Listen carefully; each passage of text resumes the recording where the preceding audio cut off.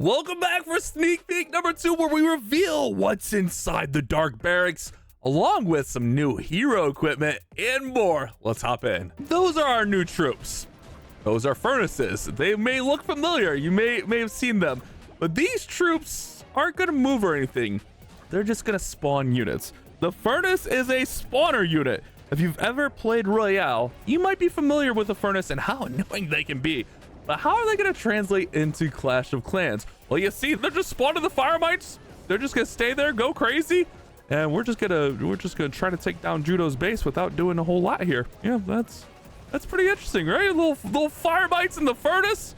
Oh baby, that's right, guys. The furnace has made its way to Clash of Clans. It's a stationary unit, like I mentioned. You're gonna place it down, and it's gonna sit there. It'll spawn 22 fire mites. It's got 1,800 hit points and a life cycle of 60 seconds, so 1 minute. At max level, it's level 4, which means the fire mites are level 4. They're gonna have 325 hit points and deal max damage per second of 150. They're gonna kind of have that little lingering fire effect there. And the effect is gonna last for 10 seconds. They're gonna have a base damage of 80. Pretty interesting, right? So you're gonna place these down, and these are gonna just be like kind of a support unit in there. I think these will be really good for like hero charges and stuff like that. But you'll notice like it's kind of like the Flame Flinger. Over time it just loses a little bit of hit points. The Siege Barracks, same thing. And if you do heal it, that's not gonna make it, it will give it more hit points back, but it's not gonna make it spawn any more fire mites. It still will have that maximum number of fire mites. So no matter what, at max level, it's gonna deal out what the 22, 23, whatever I said it was there. So healing it doesn't get you more fire mites. And although they don't move in battle, you will catch them go from the Dark Barracks to your army camp and your village. So they will roll to your army camps, which is kind of cool to watch that. And the furnace is actually going to unlock and have 2 levels at Town Hall 15. So it's not a Town Hall 17 exclusive. And you can see it's going to start off with just 19 fire mites, 1530 on the hit points, and then as you upgrade it, you're going to gain another fire mite. So you're just going to keep gaining those fire mites passively. Level 3 will have 21, and they'll kind of just scale up with the damage as well as you increase the level of the fire mites, or of the furnace rather. And then at Town Hall 16, we'll be able to go to level 3, Town Hall 17, level 4. Also stick around, because one of our heroes is getting new equipment. We'll talk about that next, but I want to show you guys these furnaces, how I think they might be able to be used. All right, so my thought on this is like with the Royal Champion charge into drags, like maybe we could support our queen, because anytime I use this attack strategy, it feels like my queen like instantly goes down. So if I can provide a little bit of support from her, for her, and get just a little bit more out of her, I think that would be a really positive thing here. So let's go ahead and let's start our Royal Champion charge.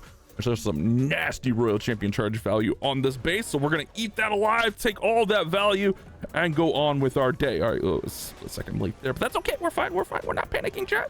We're not panicking. We're good. We're good. All right, let's get this sweeper. Okay, nice. We get the sweeper. Let's go one more to try to just work up top towards that. Oh yeah, that's perfect.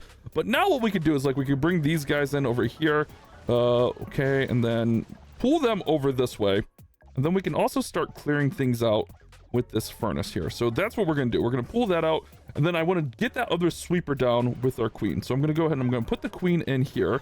And then she's gonna turn, and we're gonna hit that sweeper. Perfect. Oh my goodness, I actually got it. I actually landed it. That's rare. That's a rare occasion. But the fire spirits, I think, can come in and provide a little bit of support for the queen. Got to keep an eye on these balloons. I'm gonna freeze that because I don't trust those balloons. All right, balloons go down.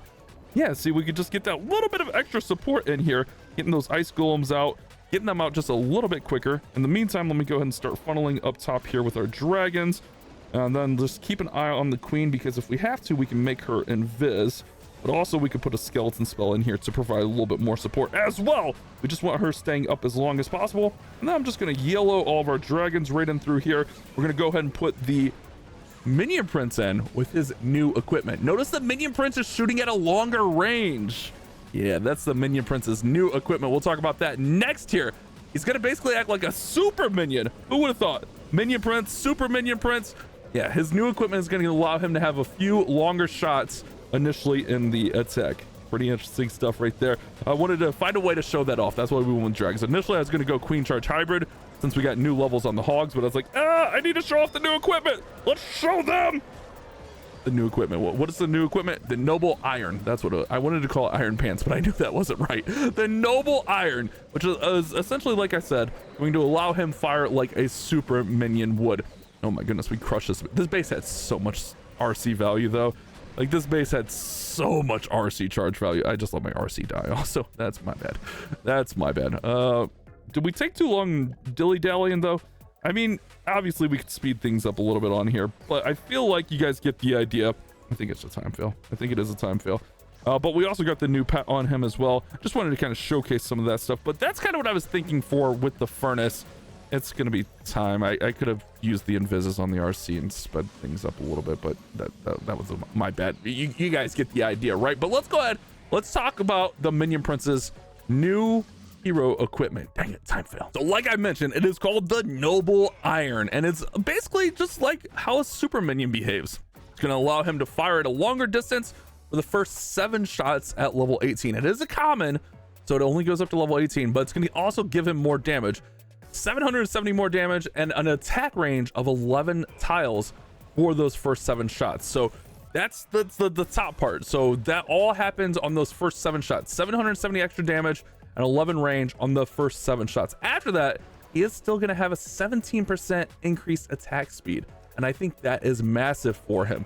So now, like, the Minion Prince is getting a little bit more equipment and stuff. It's getting a little bit harder to decide where are we going to use this guy. I think with Noble Iron, it allows us to like put him in some other attacks where he was already thriving anyways with that faster attack rate. I think that's going to be really, really good. So that's going to be our new hero equipment coming with this update as well. Also, I don't think I said it. It unlocks at Town Hall 12 or Blacksmith level 5. And after the update goes live, I'm going to do my best to get an update gemming spree video out. But I'm going on vacation. I'm going to be out of town during this. So I'm going to do my best to get the video out as soon as the update comes out. But let's talk about like some of the economy changes and other stuff coming with this update. There's a bunch of like secondary troops getting their housing space adjusted. Lava pups, ice pups, lava loon pup housing space reduced from 2 down to 1. Skeleton trap air skeletons housing space from 2 down to 1. Yeti mites and ice mites down to from 3 down to 1. Big boys down from 20 to 10. That means a big boy can hit a spring trap now. Druid bear housing space reduced from 16 down to 10.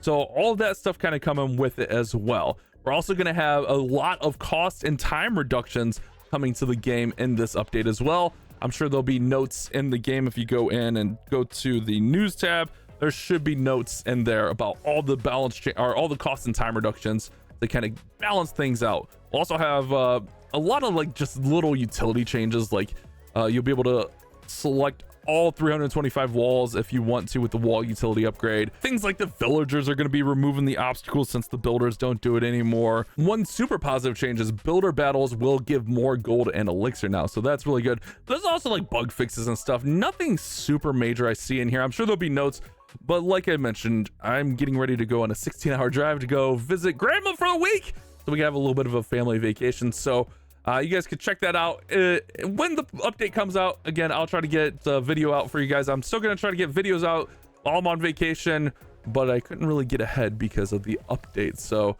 I'll do my best for you guys, but we might miss a couple of days in there. Hopefully you guys are excited for this update. Let me know your favorite part down there in the comments. I'll see you on the next one.